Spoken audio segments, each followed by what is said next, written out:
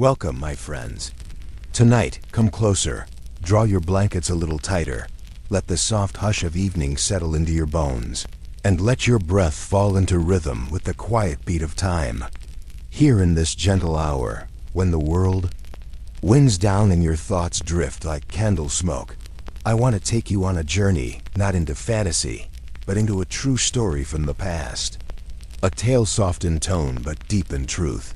Tonight we wander back, far back, to medieval England. It's a story about bread and death, and how, once upon a time, it was more dangerous to steal a crust of bread than to take a human life. But don't be afraid, we won't rush. We will move slowly, gently, through cobbled streets and old courts, past flickering torches and silent scaffolds. And as the night deepens, so too will our story, unfolding in hushed layers, each one a part of a forgotten history that still hums softly beneath the modern world. So, settle in. Let your eyes grow heavier with each word. And if this story touches you, if it stirs something quiet in your chest, a sigh, a thought, a tear, I hope you'll consider liking this video, sharing it with someone else who might need a calm companion tonight, and subscribing to our channel, Sleepy Epic, where the past is always waiting to help you rest. Now then, let us begin. Part 1. The Boy and the Gallows. It was not murder that would end his life, not treason, nor war. Just a loaf of bread. Golden brown, still warm, and longed for more than anything in the world. A cold morning in York, 1322, the wind whistled low and slow over the stone walls of York. The streets were thin and dirty, coated in last night's frost. Rats skittered near the bakery, where heat still pulsed faintly through the stones. Dawn had not fully come, and most shutters were still drawn, but a boy was already awake.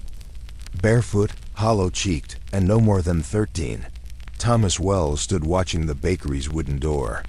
His tunic was worn thin, patched so many times it barely resembled cloth. His fingers, pale and stiff from cold, trembled with hesitation. He had waited 3 mornings now. Watched the same pattern. The baker, a large man named Master Peveril, unlocked the shop just before sunrise, laid out the bread, and ducked briefly into the back to bring water or wood. This was Thomas's chance. That morning, like clockwork, Peveril did the same. The door creaked open. The scent of baked barley and rye rolled out like incense from a holy place. Hunger flooded Thomas's belly so violently he almost fell forward, and so he stepped in. Quiet, quick, desperate. His hand closed around a round barley loaf, still warm, crust flaking under his thumb. But his foot caught the broom. The crash was deafening in the quiet shop. And in an instant, Peveril's voice roared, "Thief!" The boy ran, loaf clutched, to his chest, but he didn't make it far. Peveril was large but fast.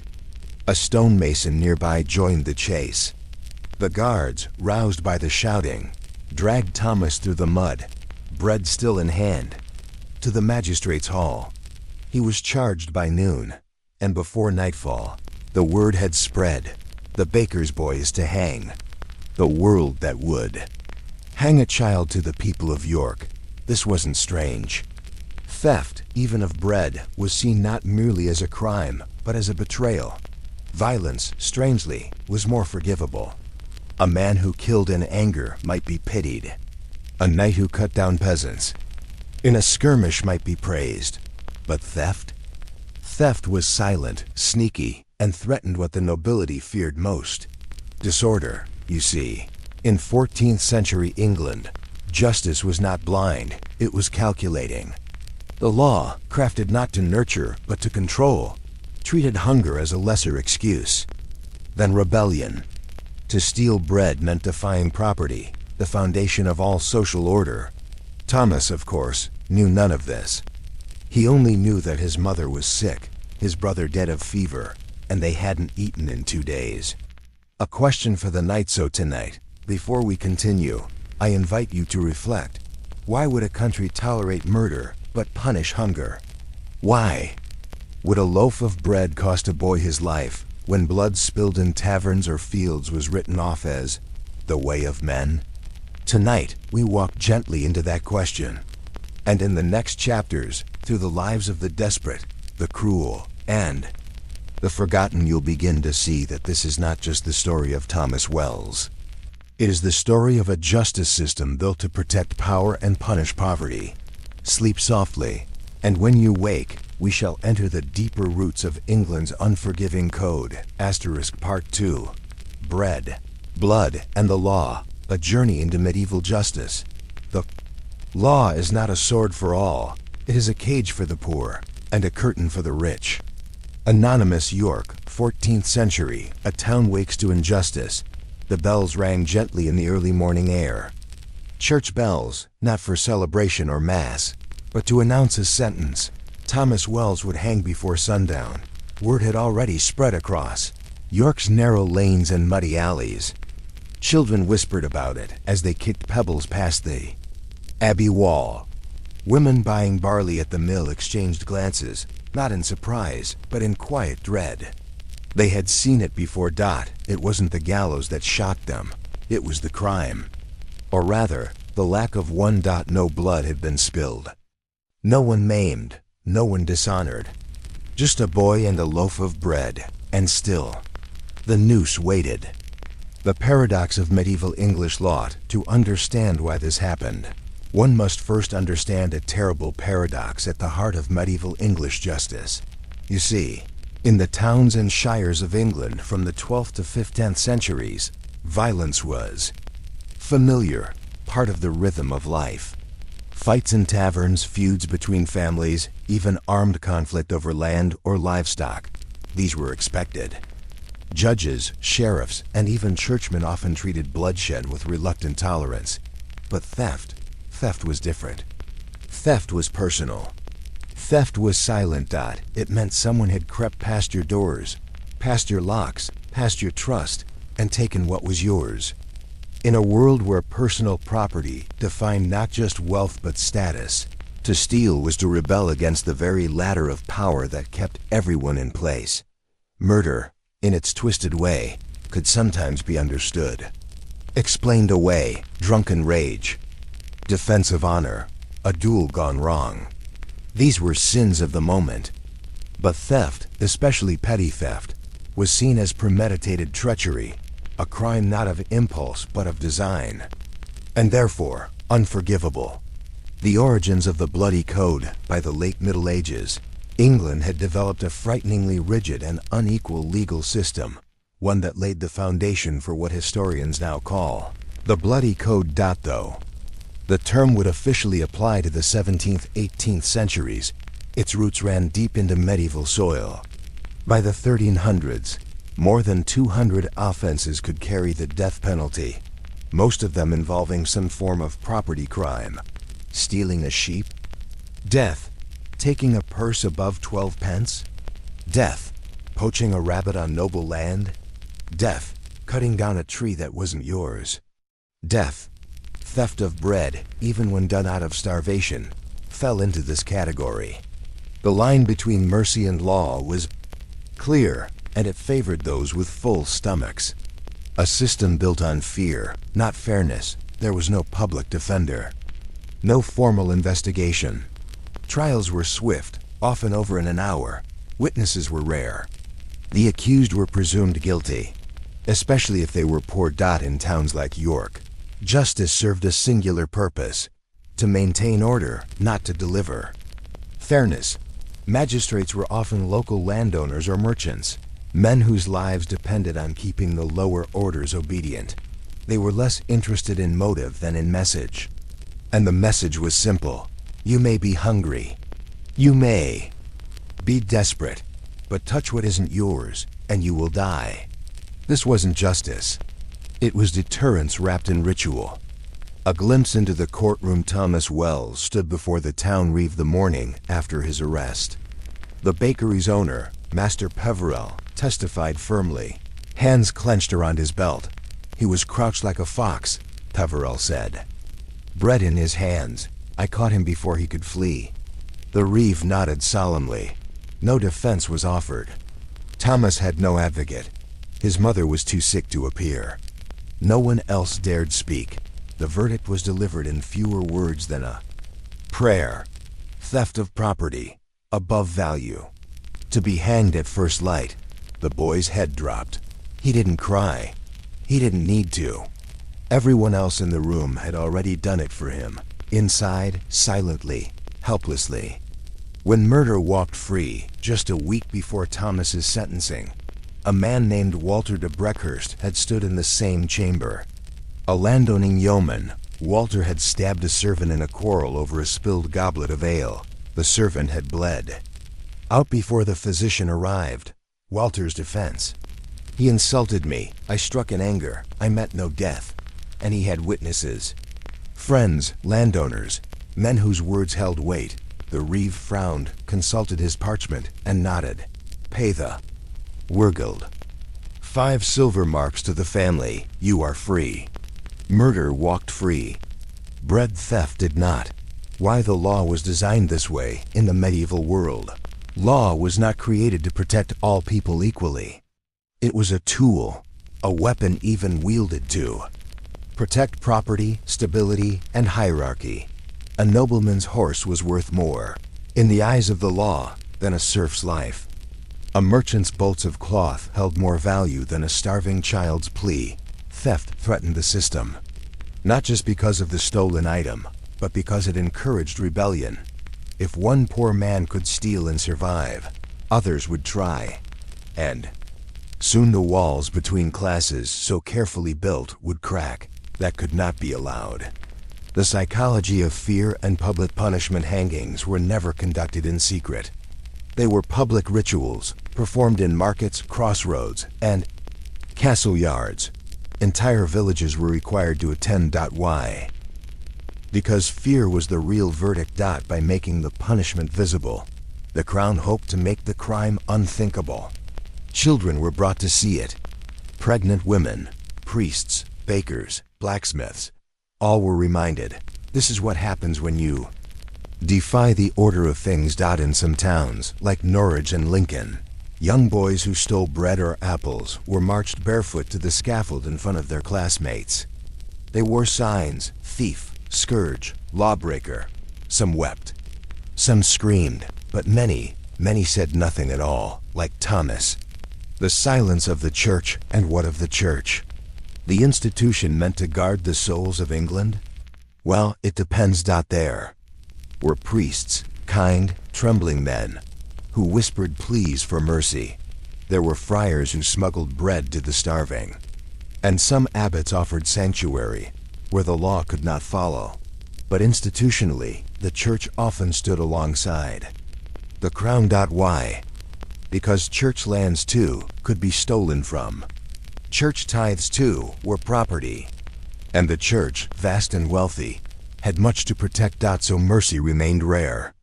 And when it came in quiet corners, in candlelit chapels, not courtrooms. The weight of 12 pence. Why 12 pence? Because in 1275, the Statute of Westminster defined grand larceny as theft above the value of 1 shilling. 12 pence. And that was enough. In a world where many laborers earned just 1 or 2 pence per day, a loaf of bread could easily exceed that threshold, depending on its size and ingredients. So the law, cold and clean, drew its line. Anything more than 12 pence was no longer petty crime. It was a death sentence, even when the stolen item was a crust of survival. Thomas in his cell, the night before his execution. Thomas Wells sat in a cold stone cell, iron rings bolted to the wall. He had no blanket, no shoes, just the crust of bread they had given him. The bitter irony of being fed the very thing he would die for. He didn't sleep much. He watched the moonlight spill through the barred slit of a window and thought of his mother. Thought of how she'd braid his hair when he was smaller. Thought of the day his brother died of fever, whispering apologies into the straw. Mostly, he thought of bread. Not the crusts they sometimes found in the ditch, but the golden ones, the warm ones, the ones in dreams. He had once imagined being a baker, that dream would die at dawn. Let us pause here before we return to the square, before we hear the snap of rope. I ask you to pause, not just for Thomas, but for the thousands like him, whose names were never written down. The boys and girls, the hungry widows, the coughing. Men who died not for violence, but for survival. This was the world we inherited, and the law that was passed down, sometimes changed, but often kept, in spirit if not in name. Part 3. The price of a penny loaf in times of hunger. Bread becomes more than food. It becomes the boundary between life, law, and death. The shape of hunger bread. Simple, honest, universal. In medieval England, bread was not just food. It was currency, religion, labor, and memory. It fed armies and altars, kings and children. And it governed the rhythm of peasant life, from sunrise grain grinding to the scent of wood-fired ovens at dusk. Yet when harvests failed, when rains drowned fields or frost bit too soon, the scent of bread turned cruel. A reminder of what the poor could not reach. The penny loaf, a small round of barley or rye, was named so because it cost 1 penny, a day's wage for many laborers. But when grain prices rose, it cost more. 2 pennies, 3, sometimes 4. And wages stayed the same. So for the poorest, the old, the widowed, the sick, bread became as unreachable as gold. And desperation followed. England's great famines between 1315 and 1322. During Thomas Wells's youth, England suffered one of the worst famines in its history. The rains didn't stop. Crops rotted in the soil. Fields flooded. Livestock died of disease and salt. To preserve meat became scarce and expensive. In some villages, grain prices tripled. Children ate bark, nettles, or dead crows. There are whispered records, faded and shaky, that speak of cannibalism in the northern shires. The crown, desperate for taxes and distracted by war, did little to help. And so theft rose. But instead of mercy, the law responded with the noose. Real cases. The children who died from the assize rolls of Kent, 1319. Agnes, aged 10 winters, did steal a loaf of rye from the merchant Thomas of Gravesend. The loaf did weigh near 1 pound, value 4 pence. She was caught with it beneath her apron. None spoke for her, hanged by sundown. From the Shrewsbury Quarter Sessions, 1321. Edward Blackcoat, lad of 13, did break into the stall of Baker Allen Roberts. He did take 2 oat cakes. He claimed hunger. The court found him guilty, sentenced to death. The crowd did watch with silence. These are not legends. They are entries in dusty rolls, written by clerks in fading ink. No laments, no mourning. Just facts, prices, roped out because in the eyes of the law, hunger was no excuse. The fear of the hungry poor. But why such cruelty? Why did the courts not show pity for children, for mothers with empty hands? The answer lies not in malice, but in fear. The poor, especially the starving poor, terrified the ruling class. To the wealthy, they were like fire, useful when contained, as labor, as tithers, as soldiers, but dangerous when loose, ungoverned. Desperate, 1 loaf stolen by a child might mean 10 loaves stolen tomorrow. 1 baker robbed might inspire a market raided. 1 crowd of beggars might become a mob. So the law cracked down. Not just to punish, but to prevent. Fear dressed itself as order. The bread riots, but still, people pushed back. In London, 1316, when bakers were caught hoarding grain and raising prices, a group of mothers smashed their stalls. They took what bread they could and fled. 2 were caught. Both were hanged, not for theft, but for inciting public unrest. In Norwich, 1320, a priest tried to give communion bread to the hungry during a drought. He was censured by the bishop, who warned that to give God's body to rebels is to give it to beasts. And yet, despite the gallows, riots flickered like small flames across the kingdom. Mothers, Children, crippled men, all driven by hunger to the edge of the law. They knew the risk, but when your child is dying, what is one more risk? Thomas's mother back in York, Thomas's mother, Martha Wells, was not told the date of her son's hanging. No one came to her door. She had once been a strong woman, a midwife with quick hands and songs for crying infants. But sickness had taken her strength, and grief had stolen the rest. The neighbors said she'd aged 10 years and 10 nights. On the morning of the execution, she tried to walk to the square. She made it to the edge of the lane before collapsing in the snow. She would never see him again. Bread as a symbol. It may seem strange that such a small thing, a loaf of bread, could provoke such tragedy. But bread was more than food. It was a symbol of wealth, of control, of divine favor. The white wheat loaf was for nobles. It meant power. The rye and barley loaves were for laborers. It meant survival. The bran bread, dark and bitter, was for the destitute. It meant endurance. To steal bread was to challenge that order.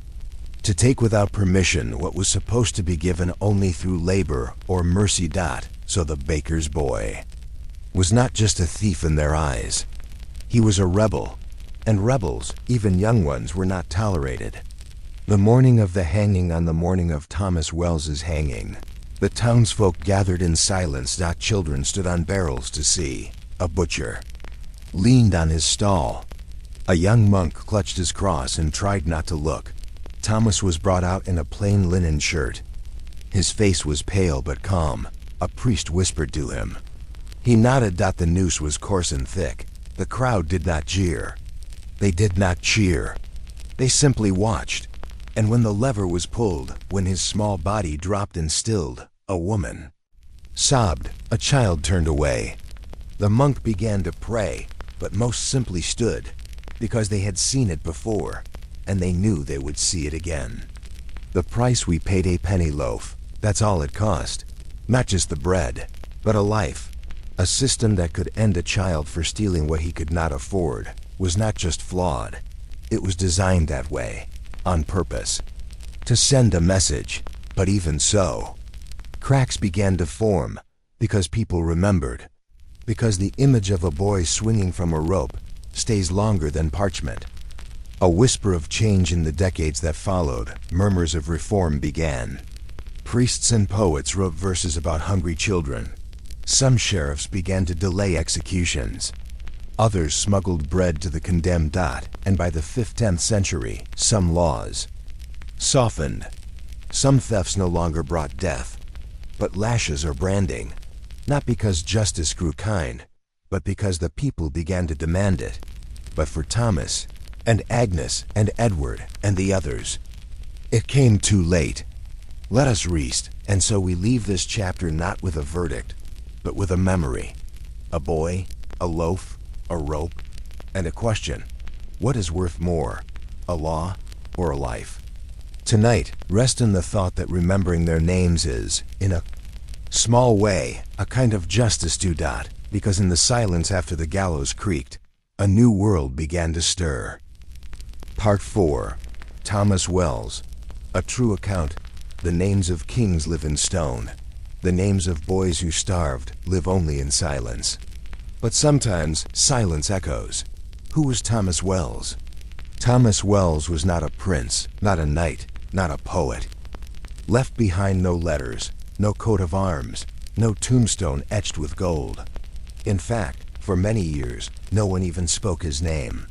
Only a few faded words in a court roll from York, dated March 1322. Survive. Tom Wells taken for theft of sustenance. Value exceeding 1 shilling. No goods, hanged by order. That's it. No age, no family name. No description of his eyes or the timbre of his voice. Just the crime and the punishment. But even in that brief entry, that scratch of ink, lies a whole world. And through law, record, and imagination grounded in truth, we can walk alongside Thomas for a little while longer. A boy from York. Thomas was likely born around 1309, the son of a poor blacksmith or perhaps a laborer. Depending on the parish record, his family lived near the River Ouse, in the poorer quarter of York, close to the tannery yards, a place where the air always smelled faintly of ash and hides. His mother, Martha, was recorded in a widow's roll after his death, listed simply as Martha Wells, infirm. We do not know his father's name, only that by 1322 he was gone. Plague, injury, or hunger, any of them might have claimed him. Thomas would have worked young, perhaps carrying water to masons, gathering scraps of firewood, or sweeping for the baker who would later accuse him. Life was not cruel, but it was unforgiving, and when famine struck in 1315 and lingered like a storm cloud for years, things became worse than unforgiving. They became fatal. The arrest on the morning of March 3, 1322. The sheriff's report describes Thomas being caught in the act of theft at Baker's Row, near the marketplace. The baker, Simon Peverell, claimed the boy had taken a loaf of rye and barley, valued at 4d. In today's currency, that would be a day's wages or more. But for Thomas, it was food. Perhaps for his mother. Perhaps just for himself. He didn't run far. The baker caught him before the lane ended. 2 watchmen arrived. He was struck. Once, not fatally, but hard enough to fall. They tied his hands with hemp rope and marched him to Clifford's Tower, where local trials were often held. He spent that first night in the cold stone jail. The only food he received? Bread and water. The very thing that had doomed him. The medieval trials, especially for the poor, were not elaborate affairs. Thomas was brought before the town reeve and magistrate's bench the following morning. The session lasted less than an hour. There was no jury, no defense counsel. Only Thomas, the baker, and 2 guards who testified that the loaf had been found on his person. Thomas confessed, not out of guilt, but from exhaustion. He admitted to taking the bread. He did not deny it. He only asked quietly if he might be forgiven because his mother had not eaten in 2 days. The court record simply notes, he did admit the act. Confession entered, sentence passed. Because the loaf exceeded the value of 12d, and because Thomas had no goods to seize in exchange, the default punishment was hanging. Why wasn't he pardoned? In some cases, petty thieves could seek benefit of clergy, a loophole in the law that allowed first-time offenders to avoid execution by reciting a psalm, proving they were literate. But Thomas could not read. He might have also claimed sanctuary, entering a church and begging protection for 40 days. But the guard station was faster than hope, and once confined, the chance was gone. Lastly, the reeve might have shown mercy, citing Thomas's age or motive. But 1322 was a hard year. York had just seen riots over bread prices. The market magistrates were under pressure to make an example. And so mercy died quietly in that courtroom, the way it often did. The last hours that night, Thomas was held in a holding cell beneath the tower. A priest, unnamed, came to him. It was customary, even for thieves. We know this from a friar's journal in the nearby priory. I spoke to a lad condemned for theft of bread. He was calm, though his voice cracked when he said his mother would be alone. The friar gave him the sacrament, said prayers, asked if he wanted to write a message. Thomas only asked that someone bring bread to his mother. There is no record that they did. The execution on the morning of March 5, 1322. Thomas was led to the Knavesmire, a flat field just outside York City gates, where executions were commonly held. He wore a plain linen tunic. He had no shoes. A small crowd gathered, more than usual. The town crier had announced the hanging as a warning. Some merchants brought their apprentices to watch, to teach them consequence. They said Thomas did not cry. The friar who walked with him recorded. He walked slow, but not trembling. He looked once toward the hills and whispered something I did not hear. I prayed for him even after the rope had done its cruel work. At precisely 10 bells, the lever dropped. And Thomas Wells died. He was 13 years old. Aftermath: his body was not buried in hallowed ground.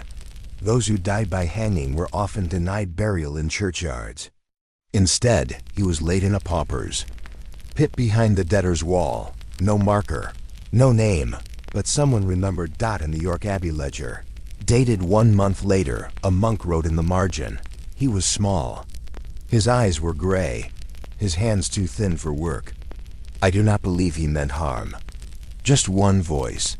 But one voice is all it takes to begin the work of remembrance. The legal legacy: though Thomas Wells was not a noble, and his case was not publicly debated, it quietly echoed through the years. By the late 14th century, some common law judges began to question the death penalty for petty theft, especially among children. The Crown issued occasional pardons for first-time offenders. Clergy loopholes were expanded. And in the 5th-10th century, some local courts in York and Norwich began recording value-based mercy, allowing lighter sentences for theft under distress. Thomas's case was never cited. But stories have power, even when anonymous, and sometimes the law follows the whisper of a rope swinging in the cold. Memory and meaning: what can we learn from Thomas? Not just that the law can be cruel. We already know that. But that cruelty is often legalized through silence. And that silence is broken not by shouts, but by stories. To remember Thomas is to remember every boy who stole for his mother, every girl who took an apple and paid with her life, every moment when law forgot compassion. Let us breathe now. Let the chapter rest in your chest for a while. Breathe slowly, not in anger, but in recognition. A child once stood on a wooden platform in York, clutching nothing but a priest's prayer. He was not a symbol. He was not a martyr. He was just a boy. And that is enough. Part 5 of Murderers and Mercy. A thief steals in silence and is hanged by dawn. A murderer shouts, and the law offers him tea. Anonymous ballad, late 14th century England, a broken scale justice, if it were truly blind, would weigh all crimes equally. But in medieval England, justice wasn't blind. It was astutely aware of class, gender, motive, and property. It measured not only what was done, but who did it, and why. Steal a loaf to feed your mother? Rope. Stab a rival during a drunken quarrel at a tavern? Pay a fine. This was not irony. It was structure. Let us now step into that strange logic where murder was often forgivable, but poverty never was. The case of Sir Halbert of Gloucestershire, 1304. Sir Halbert was a knight, respected, vain, prone to wine and quick anger. One market day, in front of a crowd, he struck a merchant across the face during an argument about a saddle price. The merchant fell, cracked his head on a stone, and died by dusk. Sir Halbert was arrested, but never shackled. At court, he offered what was called a noble plea. He claimed that the insult was unbearable, and that his blow was meant only to shame, not kill. "The man dishonored me," he said. "I struck as any knight would." The court nodded. He was ordered to pay the widow £5 and make an offering at the local chapel. No imprisonment, no rope, just silver and sorrow. Why was murder treated differently? The answer lies in the medieval mindset, and it begins with intent and honor. Murder in anger, particularly among men, was often categorized as manslaughter, not murder. The courts saw it as a flaw of the moment, a failure of temper, something that could happen to any man of spirit. The law sought to preserve order, not morality, and anger, especially among the noble class, was viewed as human, not criminal. In contrast, theft was seen as sneaky, calculated, and low. Stealing meant planning, hiding, deceiving. And that was worse in the eyes of the law than losing control in a burst of violence. Women and murder for women. The rules were crueler still. A woman who murdered her husband, even after years of beatings, was almost always executed. It was called petty treason, the betrayal of a natural superior. But if a man murdered his wife, the court might ask if she had nagged him. If she had denied him, if she had failed in her wifely duties, leniency was more likely. One case from York in 1317 records, John of Annac slew his wife with a candlestick after she did accuse him of whoring. He did regret it. No prior crime. Ordered to fast for 6 Sundays. 6 Sundays. For murder. Blood money. Wurgled and the price of death in many parts of England, particularly before the full rise of the common law system. Wurgled was practiced, a form of blood money. The killer paid the family of the deceased, and the case was closed. The richer the killer, the easier it was to pay. If a laborer killed someone, he might be jailed or executed, not because the crime was worse, but because he couldn't afford forgiveness. This system, once rooted in Anglo-Saxon tradition, became corrupted by inequality. Mercy could be purchased. Bread could not. The ritual of the pardon. There's also the royal pardon, a formal document of forgiveness from the king himself, often issued on feast days or coronations. The records show that hundreds of murderers received pardons in the 1300s South, many because they served in the army, or because the killing was done in the heat of the moment. But thieves?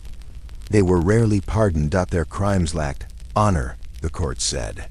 And kings preferred to be seen as merciful warriors, not soft on disorder. A Tale of Two Punishments.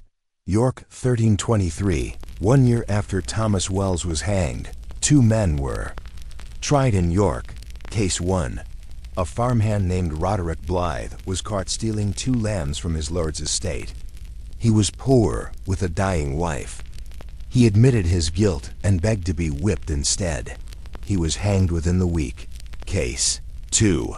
A merchant named Geoffrey Addersley, in a drunken rage, stabbed his apprentice during an argument over spilled wine.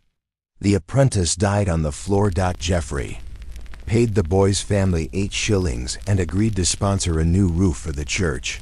He walked free. What this meant for the people saw these things. And though they feared speaking, the memories were passed in whispers and lullabies. Mothers warned their children, "Don't touch what's not yours, not even crusts. They hang for less." But sons also whispered to each other behind barns, "If he strikes first, you may strike back, just not with a knife." The law taught everyone its logic. Violence could be explained. Hunger could not. The church's complicity and conflict. The church, as before, played both sides. Some priests railed against injustice, condemning the cruelty of punishing the hungry. Others, particularly those aligned with bishops and abbots who owned vast lands, supported harsh sentences. After all, stolen grain from church granaries was still theft. But in sermons, a subtle hypocrisy crept in. The parable of Jesus feeding the hungry was told, but rarely applied. The hungry might be pitied, but not protected. When murder was useful, there was another truth behind the mercy toward killers. Murder could be used. Thieves broke the system, but violent men could be redirected. Many murderers, especially young ones, were offered redemption through service. They were told, "Join the king's army, and your sins will be erased." Thus, the law did not see a killer as a failure of the kingdom, but as a sword waiting to be wielded. In contrast, a thief, a hungry boy, was of no use to war or wealth.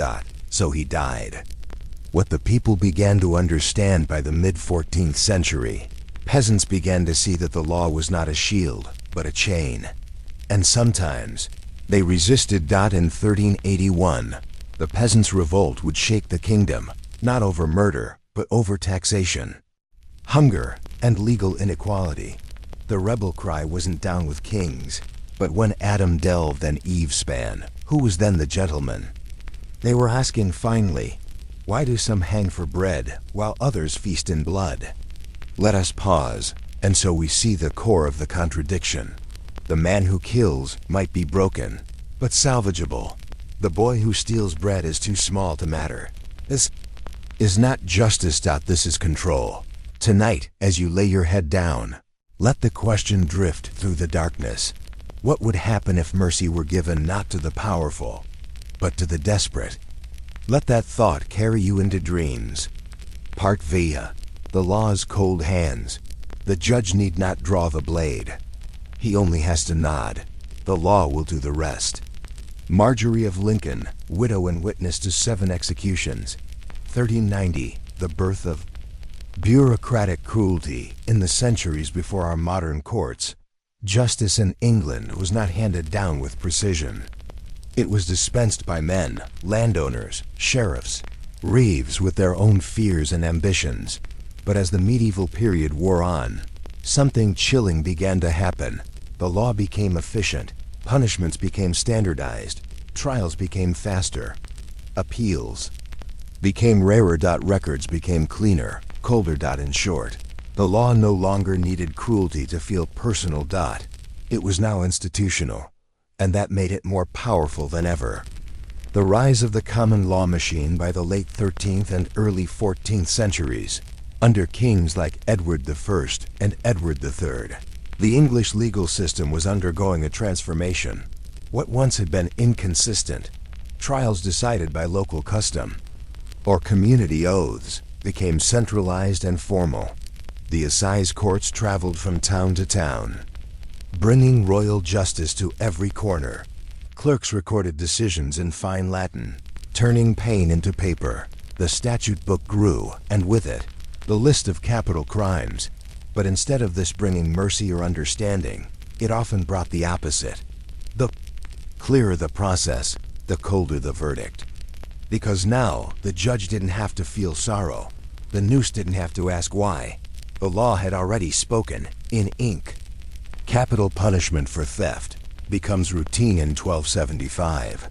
Under the Statute of Westminster, Parliament formalized the distinction between petty larceny, under 12 pence, and grand larceny, over 12 pence. Theft above 12 pence was punishable by death.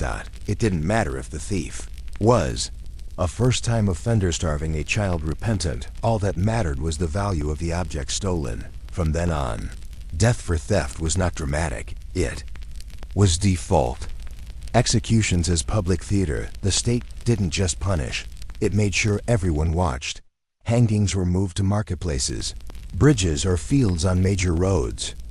Bodies were left hanging for hours, sometimes days, to rot in the sun. It wasn't because they wanted to be cruel. It was because fear was policy. And it worked. People remembered the boy with the missing shoe, the girl whose hands shook on the ladder, the man who begged for mercy and received only rope. Each execution whispered a warning. This could be you, and no one will stop it. How the law was written to protect itself, you might wonder. Did no one question these deaths? They did, quietly, carefully. But the law had already built its own protection. The law is the king's will. To challenge. The law was to challenge the king, treason. The judges simply apply the law. The hangman pulled the lever. The judge only read the statute. The punishment is for the greater good. Better one poor man die than disorder spread. Thus, the system made itself blameless. The rope swung, but no hands touched it. Not really. Clerks, scrolls, and silence. It's important to know how impersonal this cruelty became. In the York Assize, roll of 1328, one-page lists. Richard of Bramley, 14 pence stolen, hanged. Marion Carter, 6 silver buttons, hanged. Unnamed. Boy, 1 eel pie, hanged. 3 deaths. 1 page. No emotion. To the clerks, these were not people. They were entries. Ink and value. No mention of last words. No mention of weather, or crowds, or mothers screaming at the edge of the scaffold. Just names, objects, sentences. The law had learned to kill with quiet efficiency. What judges believed? Some judges were cruel, but many believed truly that harsh punishment prevented worse suffering. Hang one now, save 20 later. They said, if the people fear, they will not steal. This was not mercy. This was math. But even within these cold calculations, some judges began to feel doubt. In their letters and wills, A few left behind regrets. One wrote that he dreamed often of a boy with a torn sleeve. Another paid secretly for pauper burials, perhaps for those he sentenced. They were trapped in the system bound not by rope, but by roll. The executioner's dilemma spare a thought also for the hangman. Often hated, feared, and cursed, he did not always choose his profession. In many towns, the hangman was an orphan, a prisoner spared death in exchange for performing executions. He lived on the edge of society, paid in food, not coin. Forbidden to worship inside the church, he pulled the lever. He cleaned the gallows. And then he returned home to sit alone. Some drank, some prayed. One, a man from Norwich, hanged himself in his own gallows, leaving a note. "They made me kill boys. I was hungry too." Reform comes slowly by the 15th century. Murmurs of change began. Some towns began delaying executions for first-time theft. Few judges ordered branding or flogging instead of death. Benefit of clergy expanded, even illiterate. Men could be spared by memorizing the psalm, but still, the rope remained, because change came not from within the law, but from beneath it, from the people who began to whisper stories. Stories of boys who stole for their mothers. Stories of girls who died for lace ribbons. Stories of Thomas. A law that outlived its justification by 1500. England had changed. The economy had shifted. The plague had thinned the population. The people were less afraid, and yet the old laws remained. Why? Because once the machinery of death is built, it does not dismantle itself. It takes protest, tears, memory, and time. Let us pause here. The law is meant to protect, but sometimes it becomes a machine too blind to know whom it's protecting from whom. In the story of Thomas Wells and others like him, we do not find a villain with a knife. We find a desk, a pen, a list. Tonight, sleep knowing this, that remembering injustice is the first step to preventing its return, and that cold hands can drop a noose, but warm hearts can break the rope. Part 7. The Hanged and the Forgotten. When you are poor, even your death can be misplaced. From a prison wall carving, c. 1370, a forest of names with no faces, if you walk through the old assize rolls, those brittle sheets of parchment, stacked in royal archives, you will find hundreds of names. But not stories. Not faces, not reasons, just this. Agnes of Brent, hanged, stole a kerchief. Walter of Evesham, hanged, broke into a henhouse. Unnamed child, hanged, value 2 farthings. A name, a deed, a death, that's all they left behind. They were erased not by time, but by disinterest. The law recorded what it needed, the offense, the punishment. Nothing more. Their memories weren't taken. They were never granted. Who were these people? We may never know exactly, but we can imagine, through fragments and context, who they must have been. A barefoot girl, hair matted with soot, clutching a pair of apples hidden in her apron.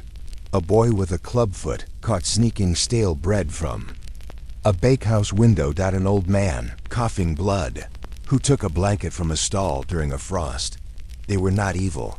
They were not even dangerous. They were simply human in the wrong place during a time when the law allowed no margin for being poor. The fate of the anonymous, those who were hanged and unclaimed, were buried in no-names pits, mass graves, sometimes behind churches, sometimes far outside. Town walls. No records marked them. Their families, if any survived, were too frightened or shamed to speak. In some towns, it became illegal to mourn a thief publicly. To cry out in grief at an execution could be interpreted as undermining the court. So many deaths happened in silence, and grief was swallowed. The story of Marion of Grafton, 1332. Marion was perhaps 20, a laundress. She worked near the river Ouse. She was arrested for stealing a length of woolen cloth, likely discarded, soaked from a market stall. She claimed it was blown by wind to her feet. She folded it and carried it home. A neighbor reported her. She was taken to the city jail. No priest recorded her prayers. No family came to testify that she was hanged within 48 hours. A friar later scribbled in the margin of his prayer book, "The girl wept, but said no words. The cloth was too small to make even a shawl. God forgive them." The weight of silence, the tragedy of these forgotten hanged, was not just that they died, but that they disappeared. They left behind no songs, no portraits, no descendants. In many cases, no legacy, but a brief ink mark on a page, and still, each of them meant everything to someone: a mother, a friend, a younger sibling. But the law did not record grief, that it did not consider grief admissible. The children who were never named in many cases, especially among child offenders, names were never recorded. The court might list them as one boy, age 11 to 12, unknown parentage; a girl child, carried off 2 eggs, small thief, under height, hanged by noon. This was not incompetence. It was intentional dehumanization. By denying them names, the record keepers made the execution feel less like killing and more like removing a stain. You cannot mourn what was never given an identity, but we can give them something now, even if only in the quiet of a bedtime story. Echoes of family erasure. What happened when one family member was hanged? Very often, the rest vanished. Widows could not remarry easily if their husband had been hanged for theft. Children were sometimes taken by the parish or left to wander, marked as offspring of the gallows. In some villages, entire family lines ceased to appear in records after an execution. It wasn't just the body that was removed, it was the whole lineage, erased by shame. This is not just personal tragedy. It is historical loss. Whole threads of human story cut because of a crust of bread. The executioner's regret in a rare surviving letter from 1402. A former hangman named Geoffrey Miles wrote to a friar, "I hanged many who said nothing but please. The youngest was a girl no taller than my hip. I see her in dreams standing in snow. I am not sorry for the task, but I am sorry that no one else was." We remember him not because he hanged, but because he remembered. And sometimes, remembering is an act of rebellion.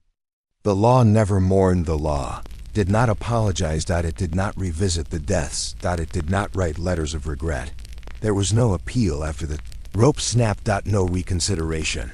If a child was hanged wrongfully, it was said, "It is God's will, and God will know his own." But God was not in the courtroom. Only silence was. The quiet resistance of memory, and yet there were whispers. Old women told stories by hearth fire. Priests scratched names on walls where they weren't allowed. Midwives remembered the little ones they delivered, now gone. Field hands sang sad songs that were never written down. This was not justice, but it was resistance. To remember the forgotten, to say she mattered, he was real, they shouldn't have died, is to undo the final thread of execution, erasure. Tonight, let us name the nameless. We cannot know all their names, but tonight, you may close your eyes and imagine a few. A boy with mud on his knees and a crust hidden in his sleeve. Girl who took a candle from a chapel and gave it to her mother.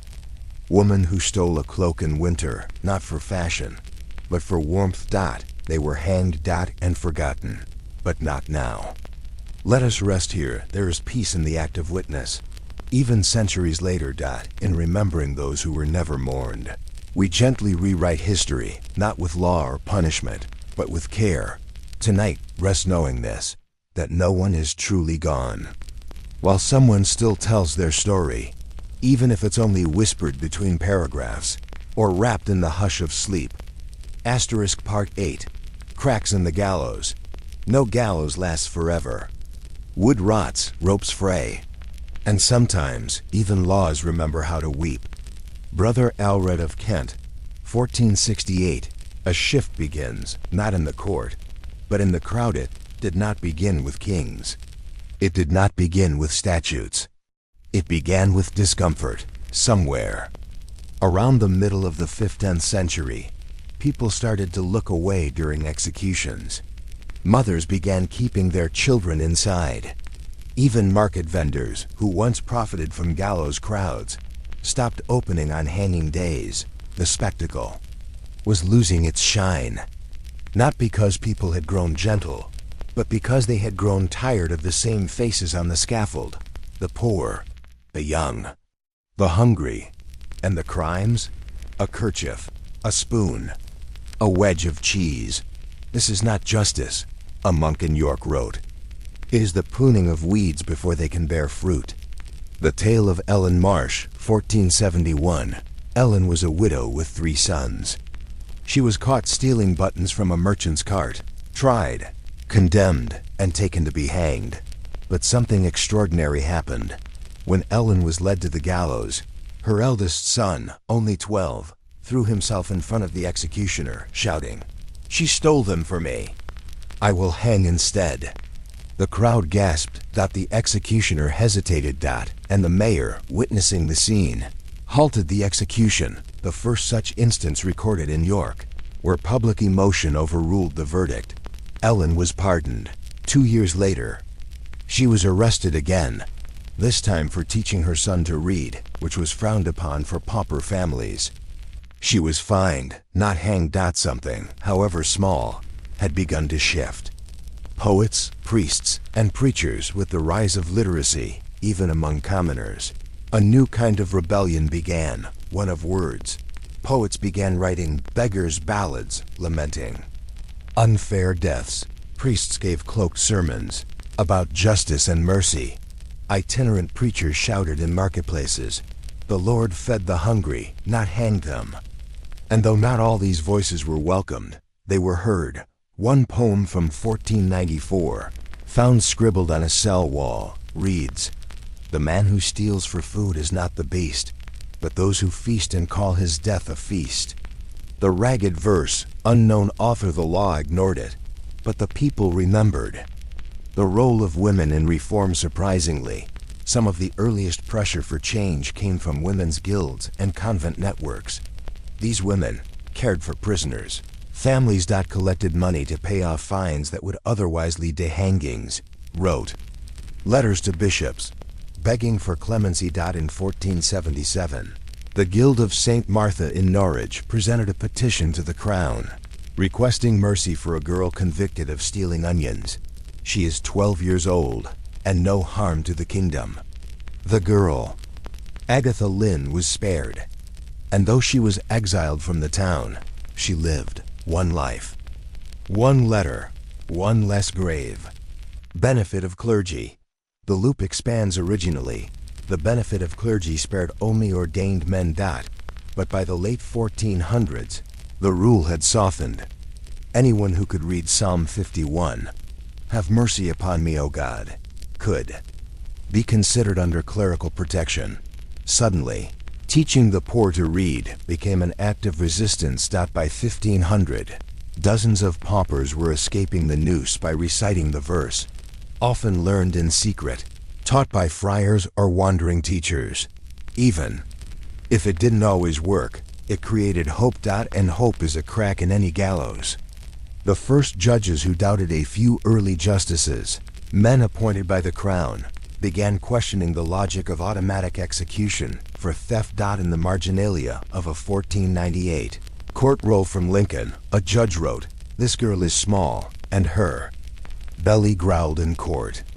I do not believe she is a threat to order." He still ordered the hanging, but he questioned it.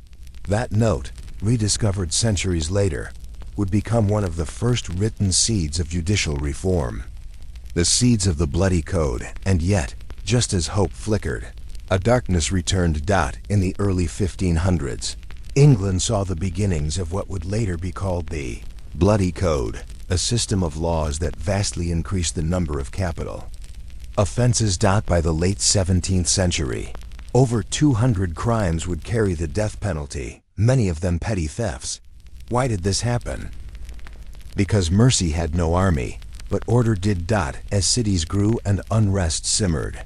The crown believed fear was the only stable currency. So even as individuals doubted, the system doubled down. Still, the cracks remained. Unseen but not unfelt. The change didn't arrive in triumph. There was no great speech, no singular law, no royal apology. But over time, more judges issued pardons, more priests taught literacy. More mothers wept publicly at executions, more towns petitioned for alternatives, and, one by one, those invisible hands that held up the gallows began to let go. A scaffold begins to crumble by the early 1500s. Alternatives to execution appeared. Branding for first offenses, transportation to colonies, a cruel fate, but not immediate death. Workhouses for some child offenders, pardons tied to public service, or military enlistment, and most importantly, the growing idea that context matters, that why a loaf was stolen should count. That who stole it deserved a name, not just a sentence. That hunger is not evil. Let us rest here, we are not yet at the end. The noose has not disappeared, but the wind is changing. The law's grip is loosening. The crowd no longer cheers. And somewhere, beneath the rotting beams of the old gallows, grass begins to grow. A boy once hanged for bread might now be taught a verse. A girl once dragged in chains might be branded and sent to live. It is not perfect, but it is something. Part 9. The Long Road to Reform. They made laws not to protect bread, but to preserve fear. Anonymous pamphlet, London, 1721, A New Century. A colder justice. The 17th and 18th centuries saw England grow more prosperous, but also more paranoid. With urbanization came overcrowded cities. With trade came wealth, and wealth, fear of losing it. And so the law responded not with compassion, but with a flood of death sentences. By 1815, there were over 220 capital offenses in England. Stealing goods worth more than a shilling. Death, poaching a rabbit. Death, damaging a fish pond. Death, cutting down a tree in someone else's orchard. Death. It was called the Bloody Code, and it was the logical conclusion of a system that valued property more than people. Why so many death sentences? The wealthy feared the poor, but couldn't admit it. So instead, they wrapped their fear in moral language. Discipline is necessary to civilize the masses. The lower sort must be taught the value of order. A just society is a lawful society. But in truth, the goal was deterrence by terror. If one thief was hanged, 100 might think twice. If one girl died for lace, other girls might learn to be invisible. The case of William Jones, 1783. William, age 14, stole a silver teaspoon from the home of a grocer in Clockenwell. He was tried at the Old Bailey. The judge acknowledged William's youth and the smallness of the crime, but declared, "The law is clear. Let this serve as instruction." William was hanged at Tyburn before a crowd of thousands. His body was left hanging for 2 hours. Vendors sold gingerbread men shaped like nooses. People cheered, but in the days that followed, pamphlets circulated. What empire is built upon the blood of a spoon? For the first time in decades, public support cracked. The power of the pen in the 18th and 19th centuries. Writers became weapons. Daniel Defoe, Henry Fielding, and later Charles Dickens wrote passionately about injustice. Pamphlets, novels, plays, and court reports were spread among literate working-class readers. People began to see the condemned as victims, not villains. Dickens, writing about the execution of a child pickpocket, described a boy shivering not from cold but from knowing the sun would rise without him. This was not just literature. It was resistance. A spectacle turned sour. Executions had once been public entertainment, but by the late 1700s, the tone changed. Crowds grew unruly, not cheering, but weeping, protesting, throwing stones at sheriffs. Priests began refusing to participate. Doctors condemned public hanging as barbarous. Even Parliament grew uneasy. Too many deaths. Too many questions. So they tried compromise. Some executions were moved inside prisons. Some punishments became transportation to colonies. Some minor thefts were downgraded to branding or hard labor. Still, the gallows stood, fed by law, but starved of approval. Transportation, a new kind of cruelty from the mid-1700s onward. Thousands of petty criminals, many who once would have been hanged, were instead sentenced to transportation to America. Then later, to Australia. Conditions on these ships were appalling. Many died before arrival.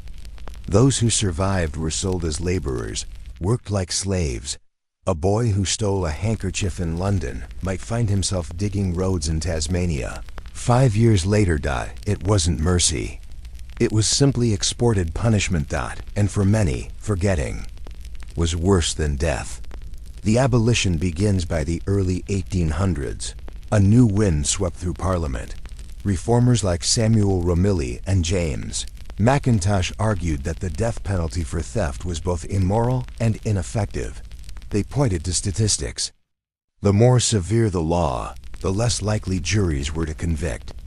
Many jurors simply refused to sentence thieves to death. Judges began quietly commuting sentences. And finally, after years of campaigning, in 1823, the Judgment of Death Act allowed most capital convictions to be commuted to imprisonment. The tide had turned. The last hanged for theft, the last recorded hanging for theft alone in England, occurred in the 1830s. A man named Thomas Maynard, caught stealing a horse, was executed under an old statute. He was calm, dignified, and by all accounts, resigned. But in the crowd, no cheers came. Only silence. His name became a symbol. And later that year, Parliament struck horse theft from the list of capital crimes. One by one, the ropes snapped. What took so long? Why did it take 500 years to stop hanging people for bread? Because cruelty wears a mask of logic. Because change demands shame, and shame takes time. Because those who died had no voice. Only others could speak for them. It wasn't just a legal shift. It was a moral awakening, and those take generations. What remained even after reform? Trauma lingered. Families who had lost kin to the gallows bore scars for generations. Towns still whispered stories of the wrongly executed. The justice system, though softened, still favored the rich. But the tide had turned. Bread would no longer kill. Let us pause here. The gallows no longer stand. But their shadows remain, in law books, in graveyards, in songs. And those who once were nameless, faceless, we remember them now. Tonight, as you drift into sleep, let this comfort carry you. The law can change, mercy can win. And a boy who once was hanged for hunger might now be fed. Part X echoes into the modern day. The past does not sleep quietly. It rustles in the pockets of the poor. Inscription found outside Newgate Prison, 1891. From gallows to cells, the noose is gone. But the principle that the poor deserve punishment before protection still lingers. The modern prison system, born from the ashes of the gallows, became the new architecture of containment. Instead of public hanging, there was now private incarceration. Instead of shame through spectacle, there was silence behind bars. But who filled these prisons? Still the same, the hungry, the desperate, the unloved. And though the words had changed, theft, property crime, trespassing, vagrancy, the spirit of punishment remained hauntingly familiar. The legacy of the gallows, the medieval mindset, never truly disappeared. It was buried in courthouses and policies, in the quiet assumptions of justice. Even in modern England, throughout the 19th and 20th centuries, stealing food could still land you in jail. Failing to pay rent could leave you in debtors' prisons.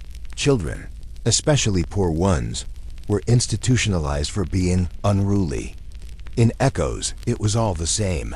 Take bread, lose freedom. A boy named James, 1904, in a slum outside Manchester.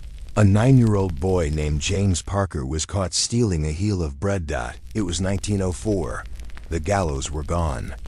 But James was sentenced to 6 months in a juvenile reformatory. His crime? Theft, with no visible guardianship. His cell was smaller than a pantry. There were no crowds, no rope. But in many ways, the punishment had merely changed form. James survived. But when released, no school would take him. He became a chimney sweep, then a beggar. He died of consumption at 17. Why do we tell these stories? Because without memory, injustice resets. Because somewhere, today, someone will be punished for stealing food. Not because they are dangerous, but because they are inconvenient. Because justice, if left unexamined, turns into a system that feeds on its weakest. The Children of the Gallows in 2006, a historical project in Norwich, attempted to reconstruct the names of all individuals executed in the county between 1200 and 1800. What they found was sobering. Dozens of children under 14, hundreds of first-time offenders, hundreds more whose names were never recorded. One volunteer wrote, "We've built a country on people we erased." And yet, by reading their names aloud, even now, we unerase them. Their stories don't bring justice, but they bring witness. And that is something. Where we are now, modern England no longer executes for theft. It no longer sentences children to death. It no longer hangs people in town squares. But still, food poverty persists. Homelessness is criminalized. Prisons are overfilled with the poor. The methods have softened. The motives have not. The paradox of progress today, we have laws that protect. Workers. Systems for appeal, human rights courts. And yet, a woman in Birmingham once said, "If I steal bread, I go to jail. If a landlord raises rent so I can't buy bread, he's called clever." The spirit of Thomas Wells still walks among us. Not as a ghost, but as a memory waiting to be felt. Remembering Thomas Wells 1307, let us finally return to Thomas, a young man perhaps not yet 20, who stole a loaf from a baker's stall in a year of grain shortage. He was hanged. His crime? Hunger. His defense? Silence. His punishment? Permanent. No poems were written for him then. No court questioned his death. But tonight we remember, not because he was remarkable, but because his life mattered. And because for every Thomas, there were thousands more. The long view of justice. Justice is not a finished structure. It is a living story. And each generation must ask, who is punished? Who is protected? Who gets the benefit of the doubt? And who gets the rope? The answers change. But the questions must never stop. Tonight, as the world quiets and sleep comes, let these truths settle beside you, that the law is only just if it remembers mercy. That punishment without understanding is not justice, it is fear. And that even those who were hanged and forgotten can still be honored. In whisper, in memory, in story, even now. Especially now. So, as your eyes grow heavy and the story fades, let us not forget. Let us remember Thomas. Let us remember the nameless. Let us remember that justice without compassion is only another name for fear. And let us be the ones, the quiet ones, listening in the dark, who carry memory forward, not with judgment, but with gentleness. Sleep well, dear listener. Thank you for staying with me through this long, winding story. Please like this video if it brought you peace. Leave a comment below if you wish to share a thought. And subscribe to Sleepy Epic, where the past is not forgotten, just resting, waiting to be heard. Good night, and may dreams be kind to you.